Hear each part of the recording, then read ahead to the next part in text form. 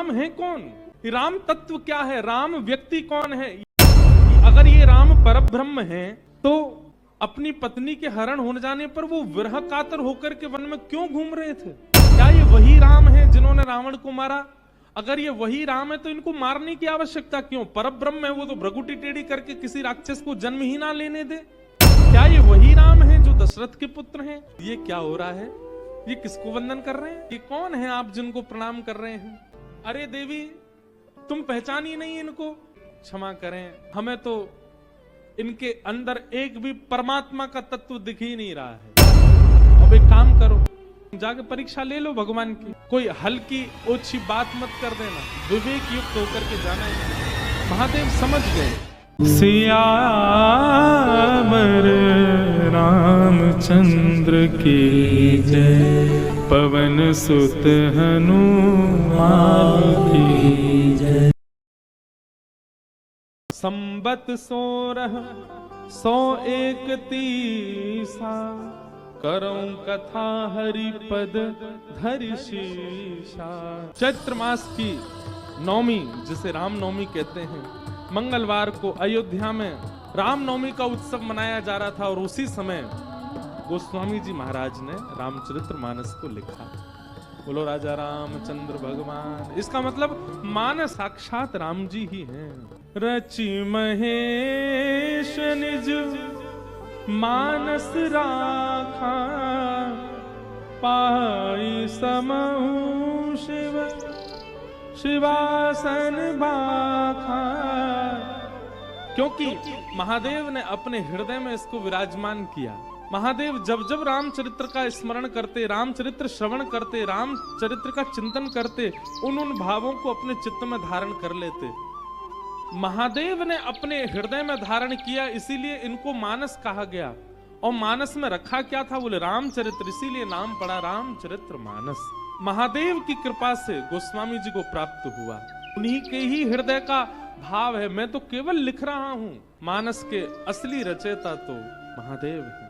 कथा प्रारंभ होती है भरद्वाज ऋषि से ही। भरद्वाज ऋषि वसहि प्रयागा, भरद्वाज मुनि वसहि प्रयागा। तिन्हि राम पद अति अनुरागा,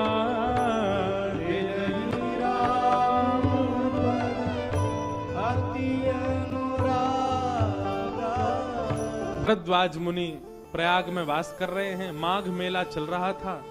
याज्ञवल्क ऋषि भरद्वाज मुनि के आश्रम में विराज रहे थे। माघ मेला में सब अपना स्नान ध्यान और जो भी क्रम होता है सब पूर्ण करके, और जब अपने अपने घरों को, अपने अपने आश्रमों को प्रस्थान करने लगे, याज्ञवल्क मुनि जैसे ही प्रस्थान करने के लिए इक्तक हुए, तभी भरद्वाज मुनि ने चरणों में जाकर के प्रणाम किया और कहा, भगवान अभी तो खूब भीड़ भाड़ थी, सब लोगों की चहल पहल थी, माघ मेला में सब लोग आए हुए थे, स्नान आदि कर रहे थे। अब माघ मेला विश्राम हुआ, आप कहां चल दिए? याज्ञवल्क जी बोले, अपने अपने आश्रम को जा रहे हैं, हम भी जा रहे हैं। भरद्वाज मुनि बोले, अब तो थोड़ी शांति हुई है, अब तो सब लोग प्रस्थान कर गए, अब तो आप विराजिए। याज्ञवल्क जी प्रसन्न तो हुए, लेकिन बोले कि हे भरद्वाज जी, अकारण साधु को, महापुरुष को, विवेकी व्यक्ति को किसी स्थान पर अकारण नहीं रुकना चाहिए। कोई कारण हो रुकने का तो बात बने, पर अकारण कहीं उसका स्थिरत्व एक जगह नहीं होना चाहिए। कोई कारण उससे संपादित हो तो ठीक है। भरद्वाज जी बोले, कारण नहीं होगा तो कारण प्रकट कर देंगे ना, पर आप रुकिए। मानस जी के छोटे छोटे भावों में कई चीजें सीखने की हैं कि अकारण आप कहीं भी जा रहे हो, वहां पर भी प्रयास करो कि कोई तो आपका कारण सिद्ध हो। याज्ञवल्क जी बोले कि अकारण कहीं रुकना नहीं चाहिए। अब यहां रुकेंगे तो क्या करना है हमें? भरद्वाज जी तुरंत चरणों में बैठ गए। आहा, याज्ञवल्क मुनि परम विवेकी, भरद्वाज राखे पद टेकी, सादर चरण सरोज पखारे, अति पुनीत आसन बैठारे। आसन पर बैठा करके क्या कह रहे? नाथ एक संशय बड़ मेरे, करगत वेद तत्व सब तोरे। राम नाम कर अमित प्रभावा, संत पुराण उपनिषद। चरणों में प्रणाम करते हुए कह रहे हैं, भगवान मेरे मन में एक संशय है, मैं आपसे पूछना चाहता हूं। क्या? एक राम अवधेश कुमारा, तिन कर चरित विदित संसारा। नारी विरह दुख लहू अपारा, भयउ रोष रण रावण मारा। भगवान मैं आपसे पूछना चाहता हूं, ये राम की इतनी महिमा वेद पुराण आदि सब जगह पर बताई गई, ये राम है कौन? ये राम तत्व क्या है? राम व्यक्ति कौन है?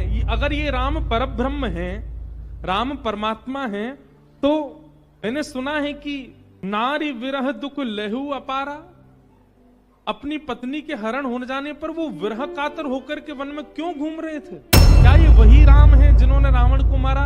अगर ये वही राम है तो इनको मारने की आवश्यकता क्यों? परब्रह्म है वो, तो भ्रगुटी टेढ़ी करके किसी राक्षस को जन्म ही ना लेने दे। क्या ये वही राम है जो दशरथ के पुत्र हैं? ये प्रश्न सुन करके ही ऐसा ही संशय एक बार भवानी ने किया था, और महादेव ने उनको जो सुनाया वही मैं तुमको सुना रहा हूं। भवानी के चित्त में सत्संग की इच्छा हुई तो महादेव ने स्वयं नहीं सुनाया, एक ऋषि के यहां लेकर के गए। स्वयं जानते हैं महादेव, परंतु मन में विचार आया कि हम कहीं ना कहीं इनके पति हैं, हमारे प्रति खूब श्रद्धा है, खूब भाव है, खूब समर्पण है, पर फिर भी राम जी के यश को हम सुनाएं तो कहीं हो सकता है लेश मात्र भी इनके चित्त में कोई अन्य भाव आ गया तो चरित्र के प्रति इनका अपराध बन जाएगा। इसलिए ऋषि के यहां लेकर के गए। संग सती जग जननी भवानी, साथ में सती गई हैं। कौन है सती? जग जननी भवानी, पूरे विश्व की जननी, पूरे विश्व की मां, पूरे विश्व की पालन करता श्री सती जी साथ में गई हैं। कुम्भज ऋषि ने जैसे ही देखा महादेव आए हैं, पार्वती जी आई हैं, आहा तुरंत दंडवत प्रणाम किया, आरती करो, हमारे चरणों में ही लौट रहे हैं, हमारी आरती कर रहे हैं, ये तो हमारे सामने ही पूर्ण समर्पित भाव से बैठ गए जी, हमको कथा क्या सुनाएंगे? बंधुओं एक बात याद रखिएगा, कभी भी किसी की दीनता पर ऐसा विचार मत कीजिएगा कि ये व्यक्ति शायद इतना योग्य नहीं है इसीलिए दीन बना है। नहीं, आज सती जी से बहुत बड़ा अपराध हो गया एक भगवत वक्ता के लिए। हम तो इनसे जगदीश्वर के बारे में जानने आए थे, जे तो हमको ही जगदीश्वर मान रहे हैं, ये हमको क्या कथा सुनाएंगे? वक्ता के प्रति सूक्ष्म अपराध बन गया सती से। राम कथा मुनि वर्ज बखानी, सुनि महेश परम सुख मानी। महादेव की स्थिति तो ऐसी हो गई कि यहाँ कुम्भज ऋषि कथा सुना रहे हैं और महादेव भाव विह्वल होते जा रहे हैं। ऋषि पूछी हरि भगत सुभाई, कही शंभु अधिकारी पाई। महादेव अधिकारी हैं, इसीलिए उन्होंने जो भी कथा कुम्भज ऋषि ने सुनाई उसको प्रेम से श्रवण किया। कथा जितनी देर चलती है उतनी देर यदि आप अपने मन से अस्थिर होते हैं, एक क्षण के लिए भी आप अस्थिर कथा से होते हैं तो उसका बहुत बड़ा अपराध लगता है। महाराष्ट्र के संत हुए श्री नामदेव जी महाराज अपने एक अभंग में कहते हैं, दुनिया में सबसे बड़ा भगवत अपराध क्या है? दुनिया में सबसे बड़ा भागवत अपराध क्या है? कि कोई सत्संग चल रहा है और आप जाकर के वहां सो गए, ये सबसे बड़ा अपराध है।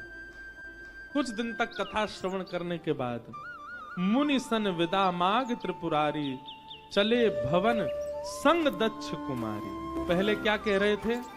बोले कुम्भज ऋषि की यहाँ कथा सुनने के लिए जब आए तो संग में कौन आए? संग सती जग जननी भवानी।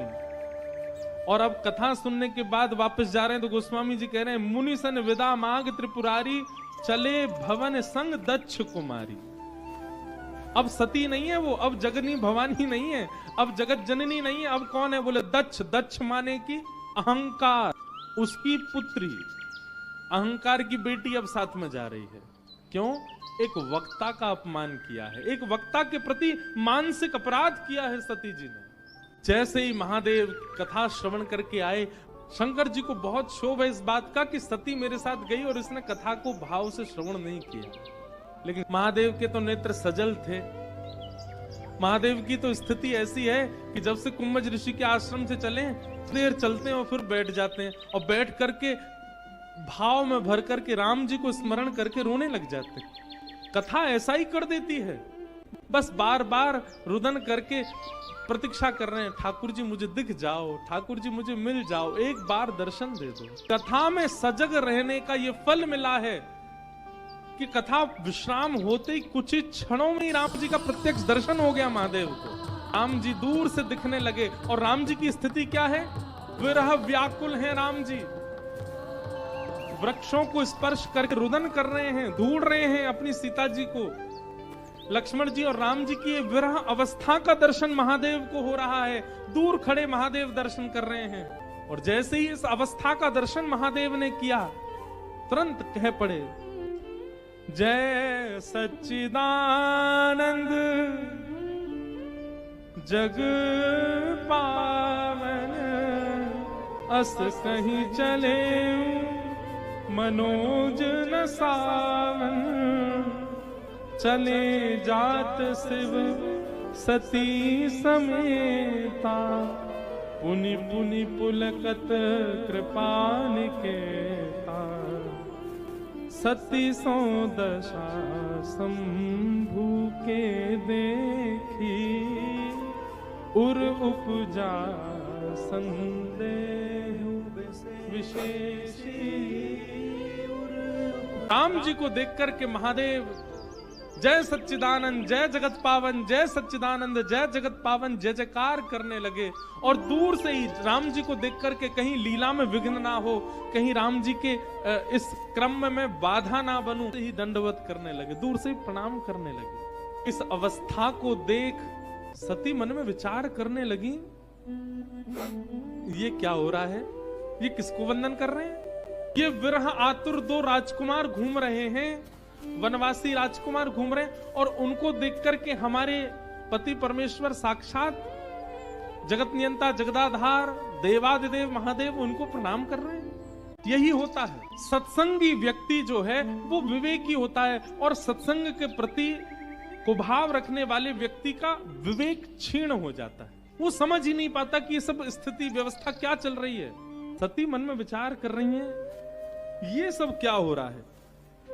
हमारे महादेव स्वयं इतने पूजनीय, महादेव के चरणों में देवता गंधर्व आदि सब लोग नाक रगड़ने के लिए आते हैं, ये स्वयं इतने वंदनीय, स्वयं इतने पूजनीय। महादेव से पूछा, ये कौन है आप जिनको प्रणाम कर रहे हैं?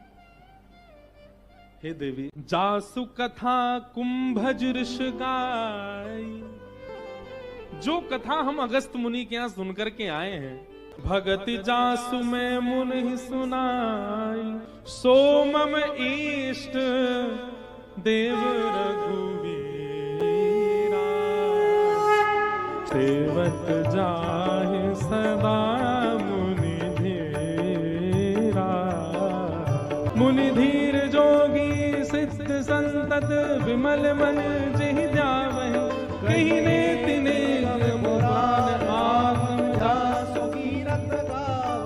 सोई राम व्यापक ब्रह्म भुवन, निकाय पतित माधरी, अब तरय अपने भगत हित, हे सेम महेश देव रघुवीरा, सेम महेश देव रघुवीरा। अरे देवी, तुम पहचानी नहीं इनको? कुंभज ऋषि ने जिनके रूप का वर्णन किया था, वनवासी रूप का, कैसी जटाजूट धारण किए, नन्हे से सुकोमल से हमारे श्री राम जी, साथ में भैया सीता जी के हरण के बाद उनके विरह में व्याकुल होकर के उनको खोज रहे हैं। अरे ये वही राम जी हैं जिनकी कथा हम सुनकर के आए हैं, मेरे इष्ट देव, जिनको सब संत प्रणाम करते हैं, जिनके चरणों में सब मुनिजन सिर नवाते हैं, पूरा ब्रह्मांड जिनके अधीन रहता है।